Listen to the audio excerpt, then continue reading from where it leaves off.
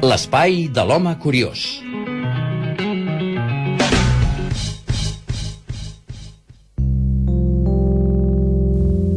Doncs les 10:06 del matí i la República Santboiana, que no s'atura. Com cada dimarts i puntual, ell com un clau, l'Ireneu Castillo, el nostre col·laborador investigador d'episodis històrics i curiositats de les nostres vides. Ens porta una perla més en aquest espai de l'home curiós. Bon dia, Ireneu. Bon dia, Amadeu. Benvingut, doncs, com sempre, a la República Santboiana. Moltes gràcies a vosaltres. Ràpidament, que sàpiguen els nostres oients que en el teu blog, Memento Mori, que en llatí vol fer veure allò de que recorda que moriràs, Sí. podran trobar els articles de les qüestions que tractes aquí, en la teva secció, i molts d'altres que sorprenen i no deixen indiferent a ningú que ho visiti. Sí. No és, val a dir, que l'encapçalament del teu blog pretengui espantar o amenaçar ningú. Més aviat vol esperonar que la gent es preocupi per saber més i per gaudir de les coses, ja que algun dia, evidentment, haurem de partir. És així, sí. No, Ireneu? No, de fet, que siguis una bona persona, t'està dient, bàsicament. Bueno, i que tot el que aprenem i sabem és l'equipatge que ens podrem endur a l'altra banda, perquè lògic. Ni pesa ni fa nosa. Per tant, escolta, Memento Mori, que allà hi trobareu... La idea és aquesta. I us dic una cosa, estic gratament sorprès perquè jo us diria que és tot un rècord el nombre de visites brutal que té el blog. És increïble des de que el vas treure, això. Home, sí. A veure, en té més d'1 milió, o sigui, té, no sé si són 1.114.000 o 114.000 persones. O sigui, jo quan el vaig obrir com perquè fos una cosa meva. O sigui, una cosa més... Clar, o sigui, era per amigos conocidos, no? Doncs espero ara, mira, a la gent li ha agradat. Que aquest target que tens ens el portis cap aquí, cap a la ràdio. Per mi, cap problema. Com no són meus, et regalo el que vulguis. Això sí, ens en podries deixar uns quants mils dels teus. Escolta, posem fil a l'agulla. Avui ens vols parlar d'una obra, diríem que faraònica, sense precedents en el món modern. L'anomenem Nagarjuna Sagar, sí. La presa aixecada a mà.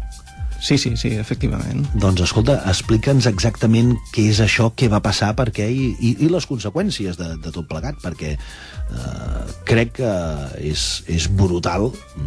Jo la conec, la història, perquè tu me l'has explicat i perquè jo, insisteixo, també navego pel Memento Mori, però això és brutal. Escolta, va, explica'ns, què és el Nagarjuna Sagar? A veure, Nagarjuna Sagar no és més que la presa més gran que s'ha fet mai feta a mà. A mà. O sigui, què vol dir això exactament? A veure, què volem dir a mà? Sinó que es va fer justament aprofitant a l'estil de les antigues piràmides d'Egipte i tot això, doncs es va aixecar d'aquesta forma. O sigui, estem parlant que això no es va fer en el segle no sé quants abans de Crist, sinó que això es va fer a mitjans del segle XX. Però amb unes condicions més similars als dels egipcis que no pas al de l'època moderna. Sí, clar, lògic. Per què? Per què? Hem de comptar que, abans de tot, diguem que aquesta presa està posada al bell mig de la Índia. Més o menys, si imagineu el que és el triangle de la Índia, doncs diguem que cap al mig, tirant una mica cap a la dreta. Llavors a la Índia en el 1947 va aconseguir la seva independència, ara que estem parlant tant d'independència i tot això. Va agafar la independència de les Illes Britàniques, o sigui, del Regne Unit. Però en el moment que se'n van anar els anglesos, pràcticament allà ho van deixar com un solar. O sigui, tot el temps que van estar els anglesos allà simplement van fer infraestructures de cara a ells a treure profit al que els interessava. Per cobrir els seus interessos. Exactament. De tal forma que hi havia una quantitat immensa de gent, ja en el seu moment, no sé si eren 300 o 400 milions de persones que vivien allà a la Índia, però no tenien, o sigui, no eren ni autosuficient, no tenien pràcticament cultius per sostenir tota la seva gent, passaven unes famines, unes fams que eren impressionants. O sigui, estem parlant de mitjans del segle XX. O sigui, imagina't, si ara ja és un país brutalment pobre i amb unes mancances, aleshores encara més. Llavors era més. Amb la independència es van trobar amb una mal davant i una mal darrere. O sigui, però clar, a veure, no tenien res, de fet no tenien ni ciment per fer les coses, no tenien cimenteres, perquè no tenien, o sigui, clar, però... ni maquinària, evidentment. No, res. Clar, però sí que tenien una cosa, era pedres, terra I moltes persones. Moltes persones. Que ara és el que diem això, del tresor de tota associació, el valor, el capital humà. El capital humà, doncs, són les persones i tal, i realment aquí ho era. De fet, no tenia una altra cosa, amb la qual cosa, bueno, les necessitats de la Índia en aquell moment era fer menjar, o sigui, fer aliments. Treure profit de les terres, evidentment. No, clar, perquè és que no tenien prou, o sigui, per alimentar tota aquella gentada no tenien, no hi havia. Llavors, la prioritat absoluta va ser fer recs. O sigui, fer presses, fer canals i fer tot aquest... Però, clar, no tenien res. O sigui, clar, això estem parlant de 1947. L'aigua, que sempre acaba sent fonamental i acaba sent la primera riquesa important per qualsevol país. Sí, perfecte, clar. Però aquests tenien molta aigua, perquè de fet tenen els monsons i tot això, però no tenien forma d'aprofitar-la, ni en forma de cultius ni res, i la gent s'estava morint. Doncs, bueno, doncs un cop assolida la independència, doncs un rajà de la zona va regalar 222 quilòmetres quadrats de terra per poder aixecar aquella primera pressa. Aquella pressa. Però, clar, no tenien ni ciment, no tenien res. A veure com ho aixecaven. Llavors van utilitzar les tècniques que havien utilitzat de tota la vida en aquella zona, que era a base de pedres, terra, aigua i molta mà d'obra. Molta mà d'obra. Llavors van començar a posar-lo. O sigui, es va donar el tret de sortida al 1955 de la mà del Pandit Nehru, que en aquell moment era el president de la Índia. El primer president probablement amb independència, sí, com a país lliure. Efectivament, sí. I, bueno, van tirar-ho cap endavant. Van estar treballant durant 12 anys, 125.000 persones que només tenien la seva mà, perquè a l'hora d'aixecar-lo, o sigui, havien de moure pedres d'uns 135 quilos o coses així de mitjana. Increïble. I l'havien de portar, poc menys que a mà. O sigui, diguem que les bastides que feien servir, tot això era a base de bambú. Ostres. Era a base de bambú. I tota la pressa estava feta a base de pedra matxucada i a base de terra i morter a base de calç, o sigui, cosa molt artesanal i coses així.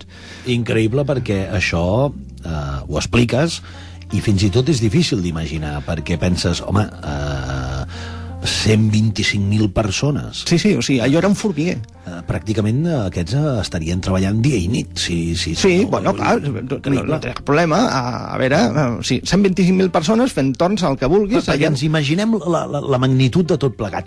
Com és de gran aquesta presa actualment? A veure, aquesta presa, doncs mira, és petitona. O sigui, 1,5 quilòmetres de llarg, 1.550 metres de llargada, 124 metres d'alt, i diguem que fa un vas a l'embassament aquest, que és 4 vegades l'embassament més gran d'aquí d'Espanya, que és l'embassament de la Serena. Exacte. O sigui, estem parlant de 4 vegades, amb la qual dius, bueno, és un glopet d'aigua. Un glopet d'aigua, sí. Un glopet d'aigua, exactament. Llavors el que es va fer servir, doncs, això, o sigui, Amat, durant 12 anys ho van estar fent servir, van fer, doncs, es va inaugurar el 1967 de la mà de la Indira Gandhi. Sí. Ja més coneguda, tot i que no tenia res a veure amb Gandhi, tot sigui dir-ho. No, però és un nom relativament comú, sí. I llavors van aconseguir, doncs, a part d'això, van fer un parell de canals, una banda i una altra de la pressa, que la pressa tenia 26 comportes de 14 metres d'alçada i de 13 d'amplada.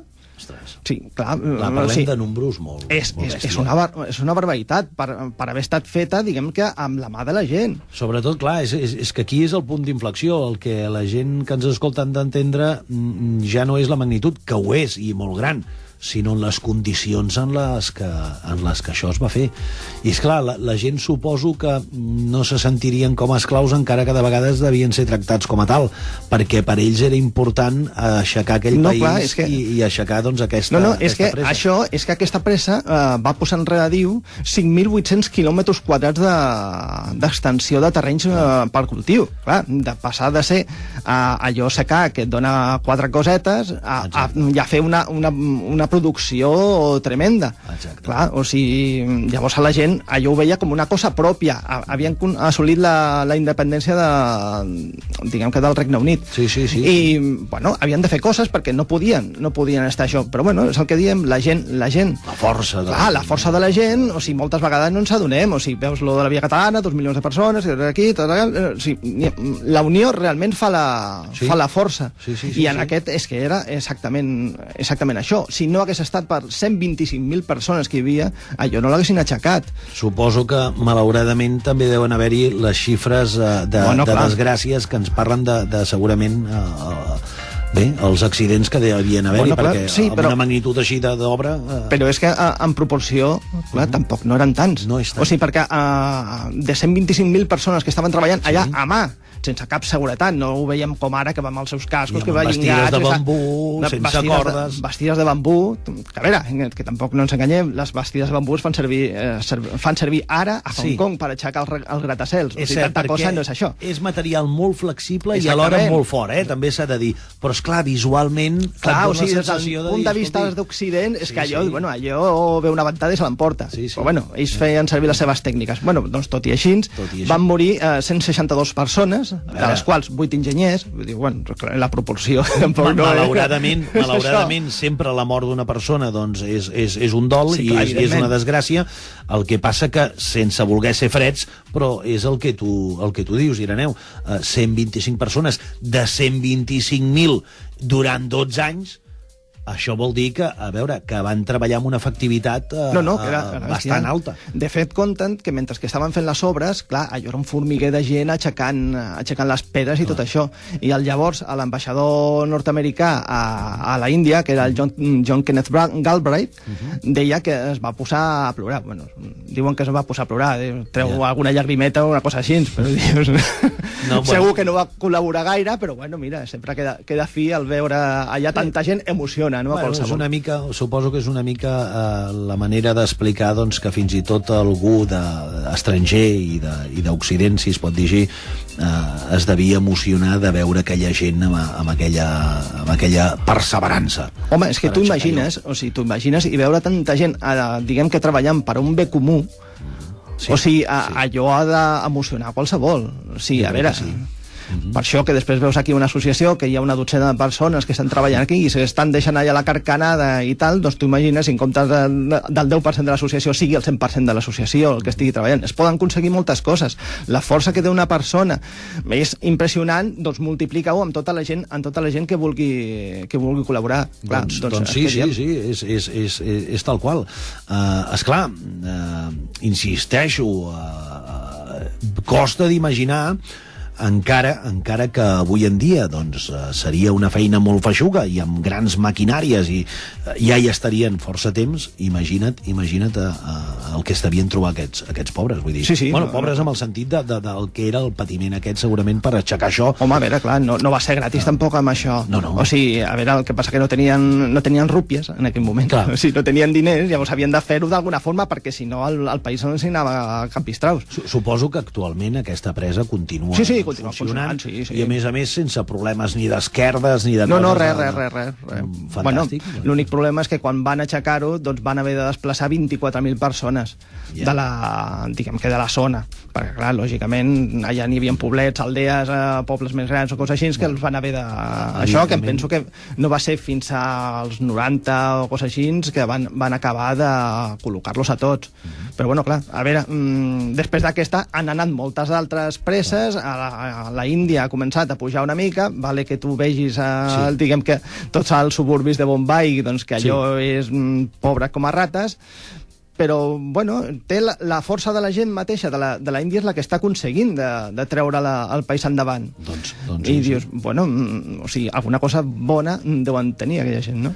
Segur que en tenen moltes i és una mica el que tu deies, no? El sentiment de la força comú de dir això ho hem de fer per tots nosaltres. N'hi havien segurament que pensarien, escolti, potser quan acabi l'obra jo ja no hi seré o això no ho veuré, però això ho veuran els que venen a darrere, no? I jo una mica em fa pensar en una reflexió, una frase d'en Charles Dickens, l'escriptor, no?, que deia allò de que l'home mai sap del que és capaç fins que ho intenta, no? I en el cas d'aquí, de la presa de Nagarjuna, Sagar, jo no sé si ho pronuncio bé, però aquí es demostra clarament el que tu deies, no? La força d'un poble que acaba recuperant doncs, la llibertat i que diuen, ei, d'avui per demà, que hem de començar a pencar, que ens hem de guanyar les garrofes. Tal com així, perquè és que no podien tirar endavant. O sigui, havien de fer tota una sèrie d'infraestructures perquè no hi havia res, i llavors calia, diguem que tothom posar mans a l'obra, no? Justament. O sigui, sí. Doncs per tirar-ho endavant, i es van posar diguem que es van calçar els machos i van tirar-ho cap endavant, perquè es vegi que qualsevol cosa, simplement que t'ho proposis, ho pots aconseguir. Doncs segurament. Escolta, com sempre, ha estat un plaer, és una de les curiositats, l'home curiós de la República Samboiana és ell, és l'Ireneu Castillo, que cada setmana ens porta coses molt interessants i brutals de la història. Continuarem així, Perfecte, per mi, mira, mentre tingui històries que contar-vos... A tu no se t'acaben, estic seguríssim. Recordem, i ho podeu veure en el Memento Mori, en el seu blog, els llibres que ha escrit. Jo, ja ho sabeu, ja us ho vaig explicar la setmana passada, he pogut gaudir d'un dels seus llibres. Recorda'ns el títol i l'editorial. El títol és La cara B de la història, de l'editorial Benite lo cuento. Molt bé, i aquest llibre, doncs, tant per internet com... Sí, es pot trobar sobretot per internet. És més fàcil, sobretot si busques per internet, perquè fins i tot t'ho envien per correu. Jo puc garantir als nostres oients de la República Samboiana que val molt la pena, que el llegeixes ràpidament, i això que és gruixut, el llegeixes ràpidament perquè una lectura excel·lent, molt propera i plena de curiositats. I estic preparant un altre que sortirà ben aviat. I ens ho hauràs d'explicar, Home, sisplau. I amb detalls, detalls. Està concentrat més aviat a Catalunya. Així és com aquest és de història universal, doncs aquest està centrat a Catalunya.